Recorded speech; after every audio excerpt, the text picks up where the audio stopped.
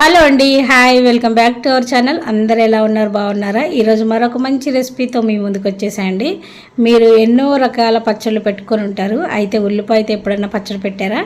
పెట్టకపోతే మాత్రం ఒక్కసారి ట్రై చేయండి. ఇంట్లో కూరగాయలు లేనప్పుడు, లేకపోతే కొంచెం టేస్టీగా వెరైటీగా తినాలి అనిపించినప్పుడు ఈ ఒక్క రెండు ఉల్లిపాయలతో ఇలా పచ్చడి పెట్టుకొని తినండి. చాలా బాగుంటుందండి. ఫ్రిడ్జ్లో పెట్టుకుంటే మనకు ఒక వారం రోజుల పాటు నిల్వ ఉంటుంది, వారం 10 రోజులు. అందరూ ట్రై చేయండి. వీడియో అనేది చివరి వరకు చూసి వీడియో నచ్చితే ఖచ్చితంగా లైక్ చేయండి, సబ్స్క్రైబ్ చేయండి. అలాగే మీ ఫ్రెండ్స్ రిలేటివ్స్కి కూడా ఈ వీడియో అనేది షేర్ చేయండి.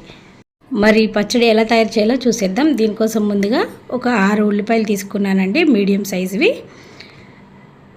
వీటిని పైన పొట్టు తీసేసి ఒకసారి వాష్ చేసుకొని వీడియోలో చూపిస్తున్న విధంగా బాగా సన్నగా కాకుండా బాగా లావుగా కాకుండా మీడియంగా కట్ చేసుకోండి. మరీ సన్నగా కట్ చేయొద్దండి, కొంచెం మనకు ఉల్లిపాయ తిన్న టేస్ట్ రావాలి కదా. ఇలా వీడియోలో చూపిస్తున్న విధంగా ఇలా కట్ చేసుకుంటే సరిపోతుంది. మనం తీసుకున్న 6 ఉల్లిపాయలని ఇదే విధంగా ఒకే రకంగా కట్ చేసుకోండి.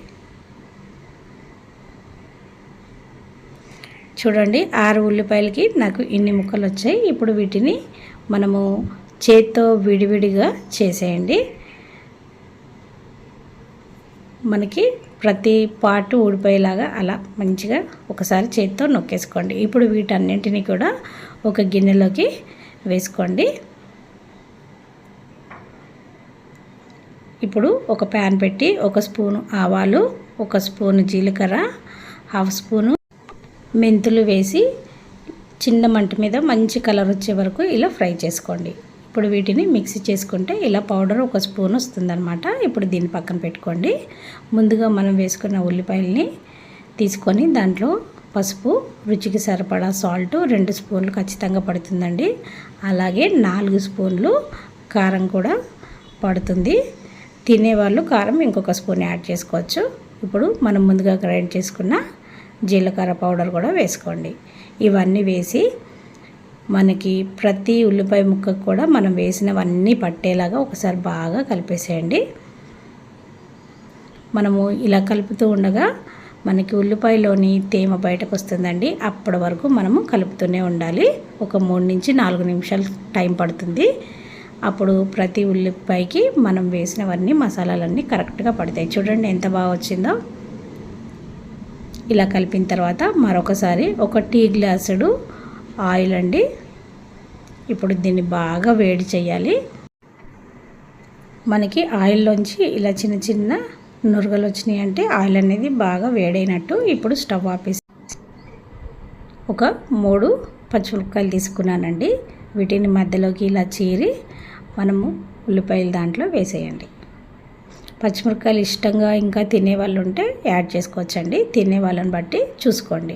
ఇప్పుడు మనం ముందుగా వేడి చేసుకున్న ఆయిల్ని చల్లారనివ్వద్దండి, వేడిగా ఉన్నప్పుడే ఈ ఉల్లిపాయ మిశ్రమంలో వేసేసేయండి. ఇప్పుడు మరొకసారి ఇవన్నీ బాగా కలిసేలాగా కలిపేసుకోండి. ఆయిల్ వేడిగా ఉండడం వల్ల మనకు వచ్చే కొంచెం ఉల్లిపాయ వాసన కూడా అస్సలు రాదండి. కాబట్టి ఆయిల్ అనేది వేడిగా ఉన్నప్పుడు మాత్రమే కలిపేసేయండి. ఆయిల్ అనేది చల్లారనివ్వకండి. ఇలా కలిపేసిన తర్వాత ఒక నిమ్మకాయ తీసుకోండి. ఈ నిమ్మకాయ రసాన్ని ఇప్పుడు మనం ముందుగా పట్టుకున్న పచ్చడిలో వేసేసేయండి. ఇలా వేసి మరొకసారి ఈ నిమ్మకాయ రసం అంతా పట్టేలాగా మరొకసారి కలపండి. మనము దీన్ని దంచము, మిక్సీ పట్టము కాబట్టి మనం కలపడంలోనే దీని టేస్ట్ అనేది ఉంటుందండి. మనం ఎంత బాగా కలిపితే టేస్ట్ అనేది అంత బాగా తెలుస్తుంది. కాబట్టి బాగా మిక్స్ చేయండి. ఇలా బాగా మిక్స్ చేసిన తర్వాత మూత పెట్టి 1 గంట, అరగంట అయినా మినిమం వదిలేసేయండి. అప్పుడు మనం కలిపిన పచ్చడి అనేది టేస్ట్ చాలా బాగుంటుంది. ప్రతి ఉల్లిపాయ ముక్కకి మనం పెట్టిన మసాలా అంతా పట్టేసి తినేటప్పుడు చాలా టేస్టీగా ఉంటుంది. మనము భోజనం చేసే ఒక 1 అవర్ ముందు ఇది కలిపి పెట్టుకున్నామనుకోండి, నెక్స్ట్ లెవెల్ ఉంటుందన్నమాట. వేడి వేడి అన్నంలో ఇలా కలుపుకున్న పచ్చడిని వేసుకొని కలుపుకొని తింటే అబ్బబ్బా సూపర్ ఉంటుందండి. చెప్తుంటేనే నాకు నోట్లో నీళ్ళు వస్తున్నాయి అన్నమాట. మీరు కూడా ఒకసారి ట్రై చేయండి. ట్రై చేసి ఎలా వచ్చిందో నాకు కామెంట్ చేయండి. కానీ ఇది ఫ్రిడ్జ్లో పెట్టాలండి. ఇప్పుడు సమ్మర్ కదా, వేడికి పచ్చడి అనేది బూజు వచ్చేస్తుంది. కాబట్టి ఫ్రిడ్జ్లో పెట్టుకున్నారనుకో మీకు ఒక వారం నుంచి 10 రోజుల వరకు ఫ్రెష్గా ఉంటుంది. టేస్ట్ అనేది నెక్స్ట్ లెవెల్లో ఉంటుంది. ఇలా కలిపేసుకున్న తర్వాత ఒక గాజుది కానీ ఏదన్నా ఎయిర్ టైట్ బాక్స్లో మొత్తం మనం వేసుకున్న పచ్చడి అంతా దాంట్లో పెట్టేసుకొని ఫ్రిడ్జ్లో పెట్టుకోండి.